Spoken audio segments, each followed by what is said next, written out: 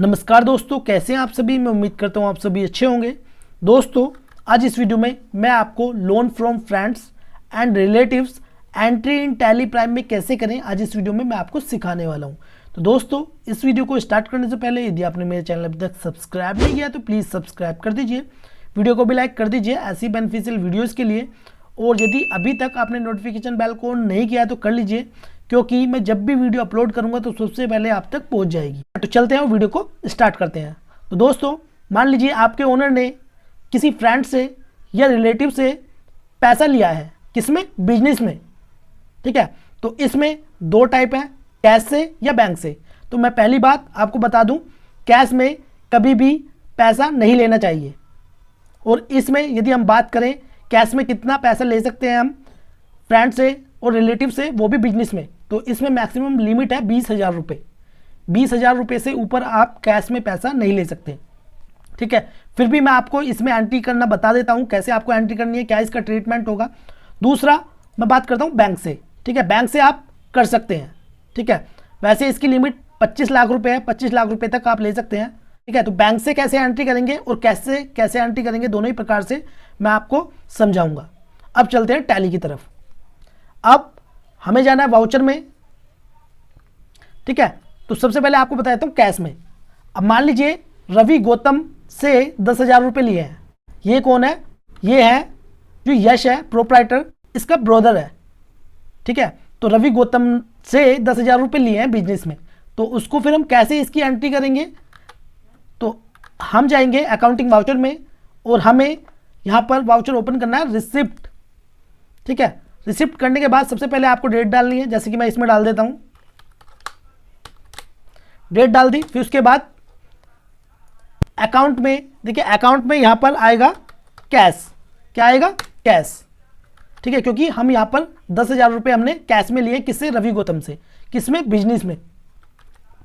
नीचे यहां पर आपको लेजर बना लेना है, जैसे कि मैं आपको बताया हूं कैसे लेजर क्रिएट करना है आपको।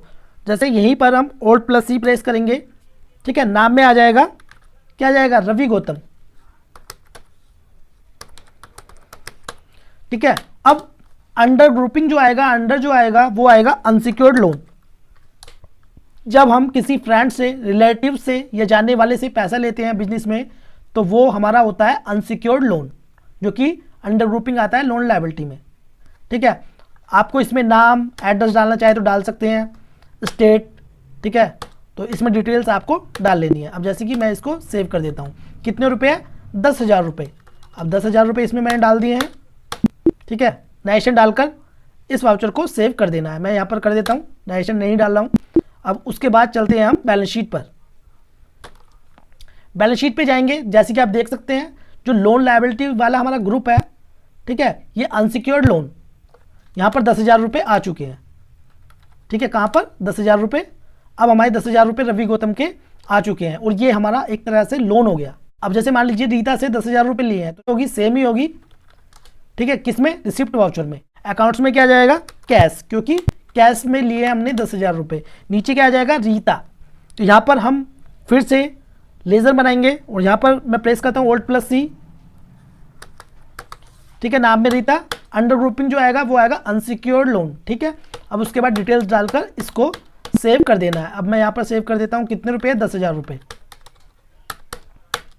नेशन डालकर इसको सेव कर देना है। ठीक है, मैं यहाँ पर नेशन नहीं डाल रहा हूँ, आपको डाल लेनी है। ये मैंने सेव कर दिया। फिर उसके बाद मैं बात करता हूँ बैंक। यदि बैंक से आपने किसी फ्रेंड से, रिलेटिव से, जानने वाले से पैसा लिया है, तो उसका ट्रीटमेंट कैसे करेंगे। और एक चीज़ और मैं आपको बताऊँगा यहाँ पर, यदि आपने रीपेमेंट की है, यानी कि आपने जो पैसा लिया था उसकी पेमेंट की है, तो उसको बोलते हैं रीपेमेंट। ठीक है, तो उसकी भी एंट्री कैसे करेंगे वो भी मैं आपको बताऊंगा। अब है नितिन गौतम। नितिन गौतम से 3 लाख रुपए लिए बैंक के थ्रू। ठीक है, बैंक से ट्रांजैक्शन है। अब इसमें क्या, इसमें जो एंट्री होगी वो होगी रिसिप्ट वाउचर में। यहाँ पर आपको डेट चेंज कर लेनी है। अब अकाउंट में जो आएगा, वो आएगा बैंक का नाम।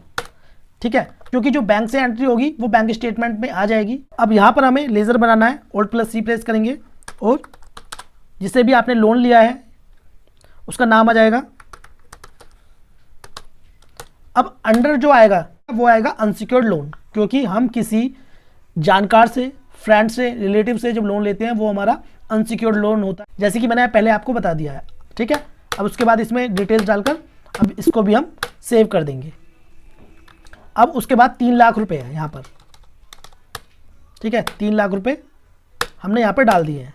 अब उसके बाद अब जैसे इंस्ट्रूमेंट है, ठीक है, चेक से आपके पास कोई पेमेंट आई है, ठीक है, तो इसमें चेक नंबर डाल देना है।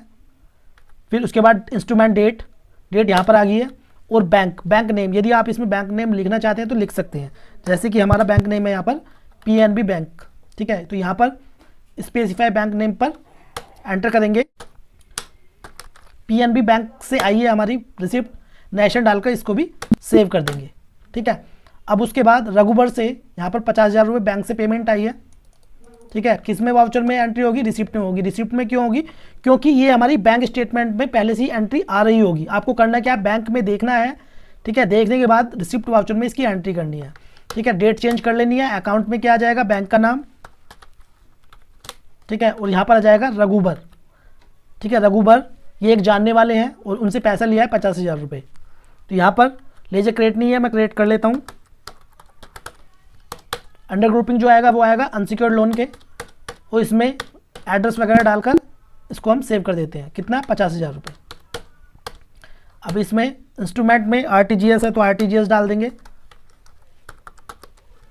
इंस्ट्रूमेंट डेट, बैंक इसमें डालना चाहे तो डाल सकते हैं, जैसे कि मैं इसमें डाल देता हूँ HDFC बैंक। ठीक है, नेशन डाल के इसको भी हम सेव कर देंगे। अब मैं आपको दिखा देता हूँ बैलेंस शीट में, चलते हैं बैलेंस शीट की तरफ। अब जैसे कि आप इसमें देख सकते हैं अनसिक्योर्ड लोन है। अब इसको हमें क्या करना पड़ेगा? एंटर करना पड़ेगा। अब जितने भी हमारे अनसिक्योर्ड लोन होंगे, यानी कि जितने भी हमने किसी से पैसा लिया है, वो सभी किस में आएंगे? अनसिक्योर्ड लोन में। यहाँ पर जैसे नितिन गौतम है 3 लाख रुपये लिए हैं, रघुबर से 50,000 रुपये, रवि गौतम से 10,000 रुपये, रीता से 10,000 रुपये। ठीक है, तो ये हमारे कहाँ पर आ गए? ये आ गए लोन लायबिलिटी ग्रुप में, अनसिक्योर्ड लोन में।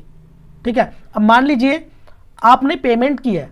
अब जैसे हमने कैश में रवि गौतम से 10,000 रुपये लिए थे, रीता से 10,000 रुपये लिए थे। अब हमने पहले लिए थे, अब हम इसकी पेमेंट कर रहे हैं। तो पेमेंट कैसे करेंगे? वाउचर में जाएंगे और पेमेंट वाउचर यहाँ पर ओपन करेंगे। इसमें अकाउंट में सेम ही रहेगा कैश।